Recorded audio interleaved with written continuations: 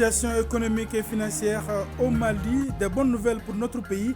En visite au Mali, le gouverneur de la BCEAO se félicite du bon niveau des indicateurs en dépit des chocs enregistrés. Il a aussi annoncé l'ouverture à Caille en 2024 du troisième bureau auxiliaire de la BCEAO. C'était lors de la rencontre avec le président de la transition. Des kits d'élevage de caprins pour une soixantaine de femmes dans la région de Sikasso en vue de favoriser leur autonomisation. C'est le geste du comité régional de concertation des ruraux en troisième région. Cette donation leur permettra d'améliorer leurs revenus. Mesdames, Messieurs, bonjour et bienvenue aux informations. Direction Koulouba. Là-bas, le gouverneur de la BCEAO a été reçu hier par le président de la transition, colonel Assimi Goïta. La situation économique et financière au Mali est au centre de l'entrevue. Jean-Claude Kassibrou se félicite du bon niveau des indicateurs en dépit des chocs enregistrés sur le plan international et au sein de l'UEMOA. Le gouverneur de la BCEAO a également informé le chef de l'État de l'ouverture à Caille en 2024 du troisième bureau auxiliaire de la BCEAO. Pour plus de détails, écoutons Jean-Claude Kassibrou au micro de Ibrahima Traoré. Depuis ma nomination en tant que gouverneur de la BCEAO, donc il était important que je vienne saluer monsieur le président de la transition. Nous avons saisi cette opportunité pour présenter un peu au président de la transition l'évolution de la situation économique, l'inflation. Nous avons parlé un peu de l'amélioration de l'inflation dans la région, la perspective de croissance qui sont quand même soutenues dans le secteur agricole, dans le secteur minier et dans le secteur des services dans la région, et toutes les questions qui sont liées bien sûr au financement des économies. C'est un aspect extrêmement important et donc nous avons un peu partagé ces questions et ça nous a permis également d'écouter les conseils de son Excellence Monsieur le Président de la Transition sur ces différents points. Nous avons aussi profité de cette audience pour informer Monsieur le Président de la Transition que nous avons pratiquement finalisé la construction de notre troisième agence auxiliaire ici au Mali.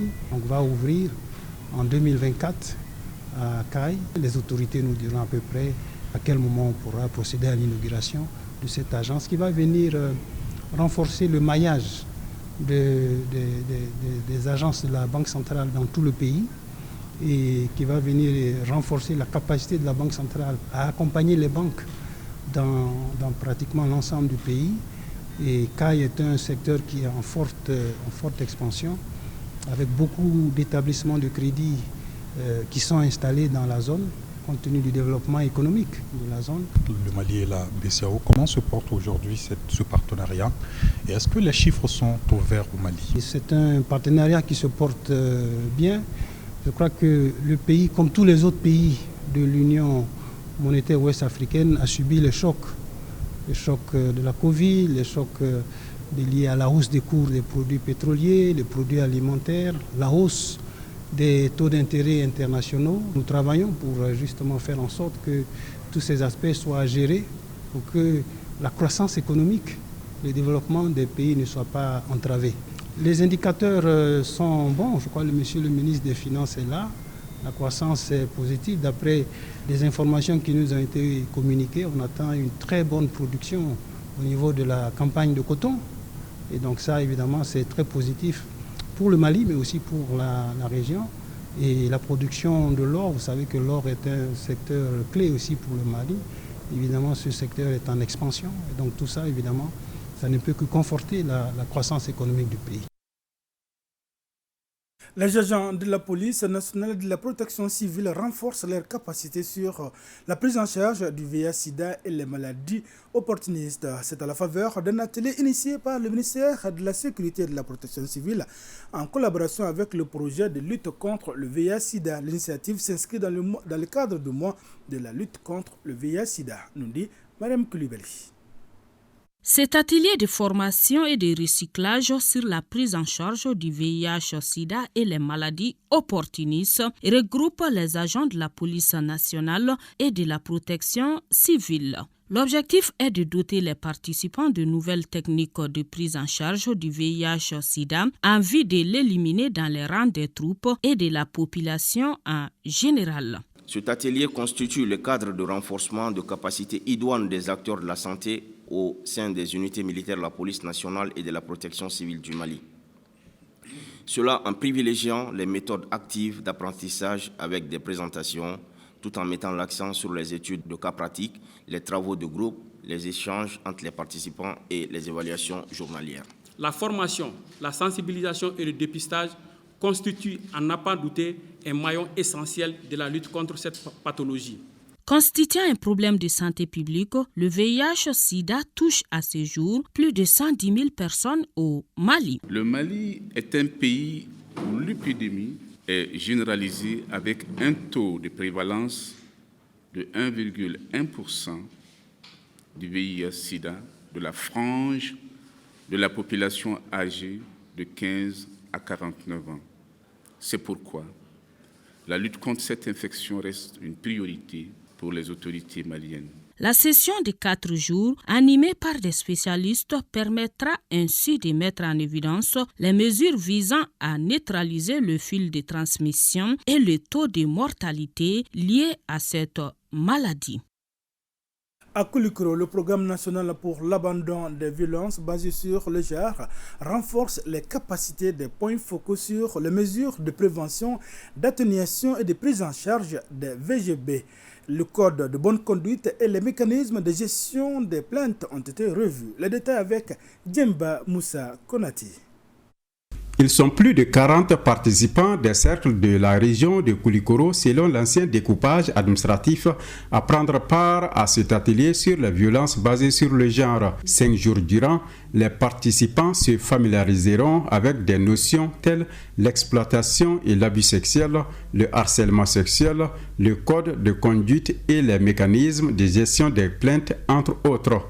Une activité qui s'inscrit dans le cadre de la mise en œuvre du projet REDIS 3. Le projet REDIS 3 est un projet sous-régional qui couvre 4 pays, le Mali et le Bénin, la Mauritanie, qui ne fait pas partie de la CEDEAO malgré, et puis le Niger. Donc nous sommes ensemble avec ces pays-là pour la mise en œuvre de la 3e phase du projet REDIS 3. Qui tend présentement vers la fin, qui doit clôturer en mars 2024. Cet atelier devra permettre de contribuer à réduire le taux de VBG au Mali, qui est de 45% pour les femmes de 15 à 49 ans, selon l'enquête démographique et de santé du Mali EDSM 6 2018. Cet atelier est d'une importance capitale. Il permettra de renforcer les capacités des points focaux de la gendarmerie, de la justice, de la police et même du ministère de la promotion de la femme, de l'enfant et de la famille. Les violences basées sur le genre constituent un phénomène très enraciné dans les us et coutumes de certaines communautés au Mali, constituant ainsi une grave atteinte aux droits élémentaires de la personne humaine. À la fin de cette formation, les points focaux devront être capables d'animer des sessions de formation et de sensibilisation des communautés à la base. Autre session de formation, celle de la Direction générale des marchés publics et des délégations des services publics à l'intention des acteurs des marchés publics sur la procédure nationale de passation des marchés et l'évolution des offres des marchés. Le but est de renforcer les capacités du personnel de la Direction générale des marchés publics. Le point avec Fanta Mama Nientao. Le cabinet Afrique Performance est résolument engagé depuis des années auprès de la Direction générale des marchés publics pour la bonne marche de leur structure. Mon entrée visée dans cette formation, c'est juste assister tous les participants et puis tous les services qui sont là dans les passations de marchés publics au Mali. L'assistance aussi est basée sur quand même éviter beaucoup de litiges et puis beaucoup de recours dans les passations de marchés publics. La direction des marchés publics espère qu'à l'issue de ces 2 sessions, les acteurs pourront mieux faire leur évaluation des offres. Les autorités contratantes qui sont les autres services passent les marchés. Et ces dossiers sont soumis au contrôle de la Direction générale des marchés publics pour s'assurer de la régularité. Il est donc important que les agents qui s'occupent de ça soient suffisamment renforcés en termes de capacité. La formation s'adresse au total à 20 agents de la Direction générale des marchés publics et des délégations de services publics, des directions régionales des marchés publics et des cellules de passation de marchés. La dite formation est financée par l'autorité de régulation des marchés publics et des délégations de services publics. Akai pour l'atteinte des objectifs et rendre efficace et efficient le contrôle dans un contexte de ressources limitées des services régionaux.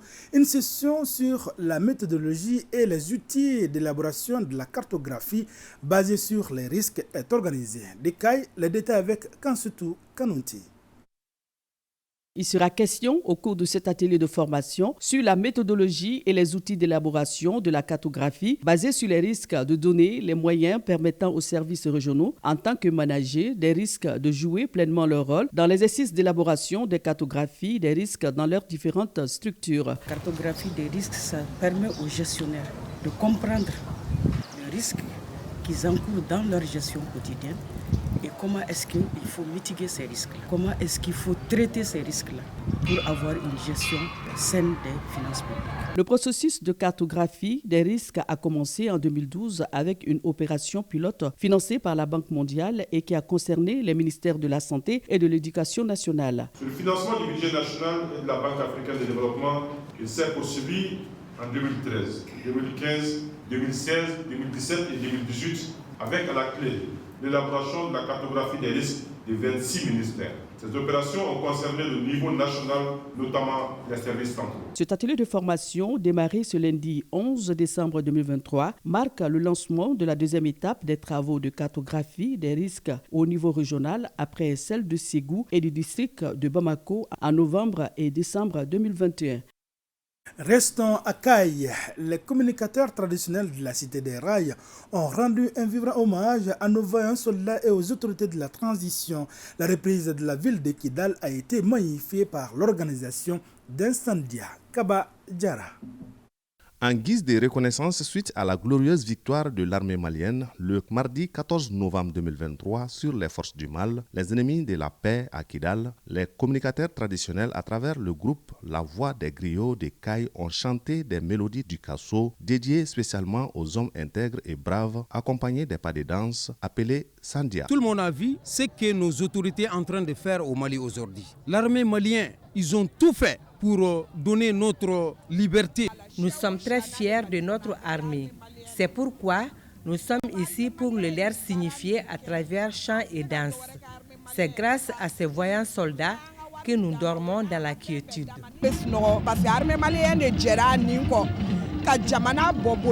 Le colonel Moribo Kane Togola a salué cette sympathie des communicateurs traditionnels à l'endroit des vaillants soldats, mais aussi et surtout des autorités de la transition. Cette victoire, loin d'être exclusivement celle de l'armée malienne, est celle de la nation malienne toute entière, celle de la dignité retrouvée du Malien, celle de l'ascendance du bien sur le mal. Un grand merci au groupe La Voix des Griots de Caille. C'est le tour des griots de manifester leur soutien total aux forces armées de sécurité.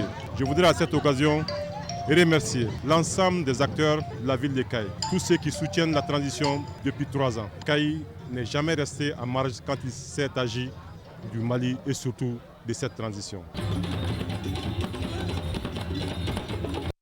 En 4e région, Pekele Evans rend hommage également pour la 2e fois à Papa Gaussou Diarra du Pekele à travers un concert géant. Natif de Ké Mansina, l'artiste chanteur de Super Buton national Papa Gaussou nous a quittés il y a 8 ans. Reportage signé Amidou Diallo. Ce concert organisé par Pekele Events, c'est pour rendre hommage à Papa Gaussou Diarra du Pekele. Papa, un artiste chanteur de Super Buton national, raché à l'affection du monde de la culture depuis 2015. Cette initiative, c'est toujours pour rendre hommage à Papa Gaussou Diarra, mais pas que Papa Gaussou Diarra seulement, ses amis aussi, qui étaient vraiment dans la musique aussi. J'ai accepté de parler de cet événement parce qu'il y a beaucoup de choses qu'on a eu à faire ensemble. Donc, si quelque chose concerne Papa Gaussou Diarra, moi je suis là et je représente valablement. Cet hommage à papa s'inscrit dans les cadres de la promotion de la culture. Papa Gaoussou Diarra, il a travaillé un temps à la direction régionale de la jeunesse, des sports, des arts et de la culture. À travers sa chanson, vraiment il nous a fait beaucoup danser. Vraiment c'était vraiment intéressant. Cette deuxième édition a été agrémentée par des témoignages sur le parcours riche de l'enfant de Kémassina et la prestation des artistes de Ségou et d'ailleurs.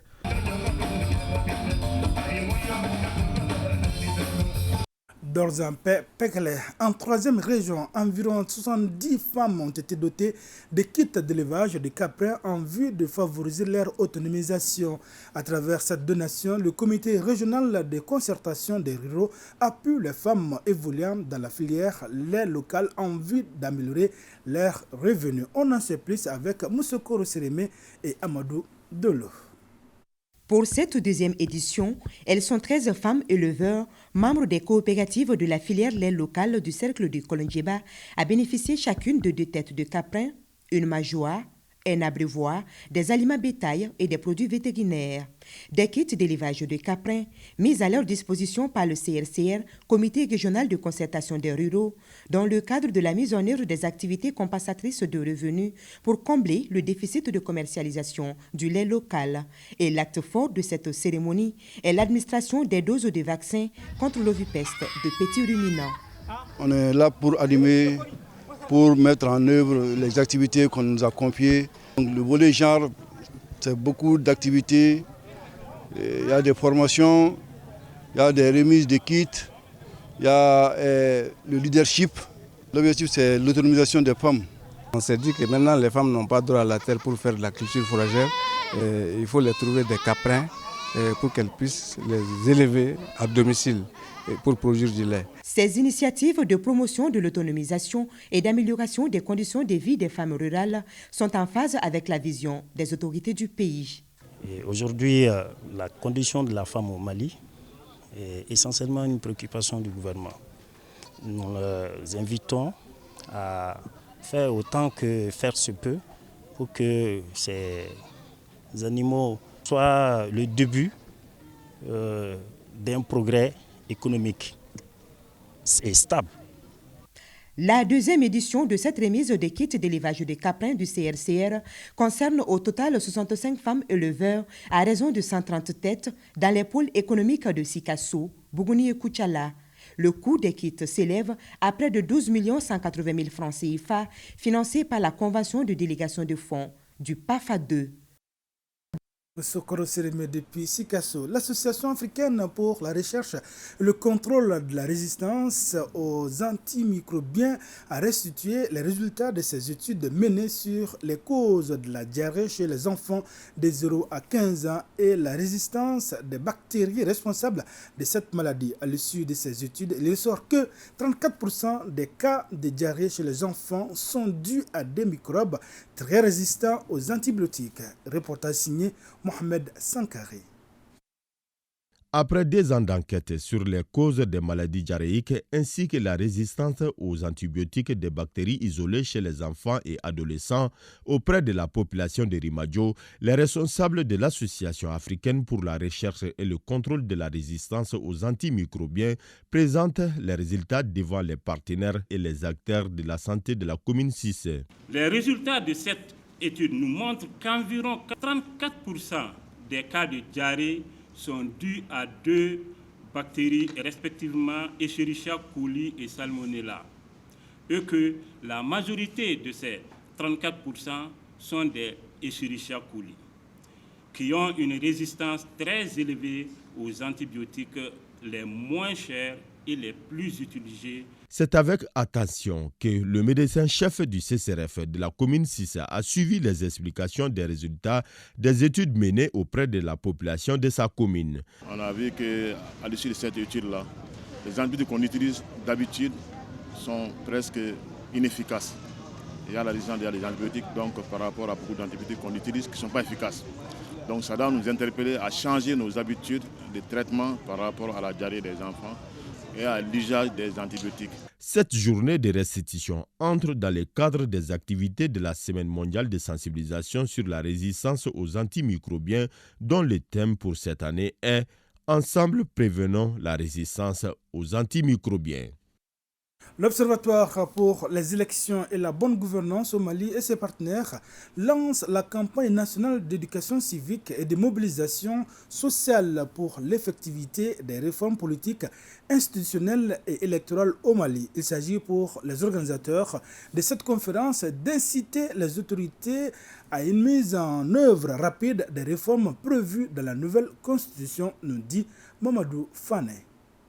L'Observatoire pour les élections et la bonne gouvernance au Mali et le National Endowment for Democracy se mobilisent pour la mise en œuvre des réformes politiques, institutionnelles et électorales. On est dans la même vision, qu'il faut des réformes et c'est nécessaire pour qu'on puisse avoir une vie politique apaisée en République du Mali. Selon les organisateurs de cette conférence, la réforme la plus urgente aujourd'hui reste la relecture de la charte des partis politiques. À ce niveau, il faudrait introduire le plateformement des dépenses et les dispositifs de comptabilité des campagnes, avec comme objectif d'instaurer la transparence, mais aussi d'améliorer l'équité entre les candidats lors des différents scrutins. Il faudrait aussi introduire l'audit des dépenses de campagne et l'appliquer à toutes les élections. L'Observatoire souligne qu'il faut supprimer l'article 29 de la Charte des partis politiques qui octroie des fonds aux formations politiques du simple fait de leur participation à une élection. La journée culturelle et sportive dédiée à la commune de Fourou dans la région de Sikasso a été célébrée. La 3e édition de la journée de Fourou est une initiative de Maïmouna Traoré, PDG de la société minière CV Civil Soutral native de Fourou, en collaboration avec la jeunesse de la dite commune. Le thème retenu est l'éducation des jeunes dans le secteur minier, un levier de développement durable. Bokari Koulibaly pour le commentaire. Pour contribuer efficacement au rayonnement de sa commune, Maïmouna Traoré, native de Fourou, intensifie ses actions philanthropiques à l'endroit des siens. Pour la 3e année consécutive, la PDG de CV Civil Structural a organisé une journée culturelle et sportive, un événement qui se veut fédérateur et facteur de cohésion sociale entre les fils et filles de la localité. L'important n'est pas de travailler quelque part et de partir, mais c'est de savoir s'imposer et qu'afin que les uns et les autres se souviennent de toi lorsque tu n'es pas là. Je pense aujourd'hui que ce que je fais pour ce village est mérité. Ce n'est pas par patriotisme, mais c'est parce que je suis de ce village et c'est un devoir pour moi de le faire. Accompagné de ses collègues miniers, Maïmouna n'est pas allée les mains vides. Des distinctions sont ainsi décernées aux jeunes et des enveloppes symboliques aux notabilités, des gestes qui visent à encourager les récipiendaires à persévérer davantage dans l'édification des Fourous. Je suis très contente, très émue. Je veux à ce que ça soit une continuité. Le pays appartient à la jeunesse.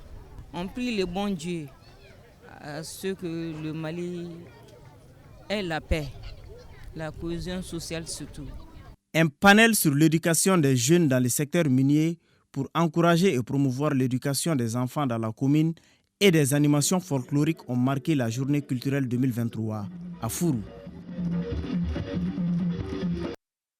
D'autres éditions de la journée de Fourou. Voilà, c'est ce qui me fait à ce journal. Merci d'avoir été de nôtres. Madame Kone sera là à 20h, Inch'Allah, pour la grande édition du soir. D'ici là, passez d'excellents moments de télévision en compagnie des programmes de l'ORTM.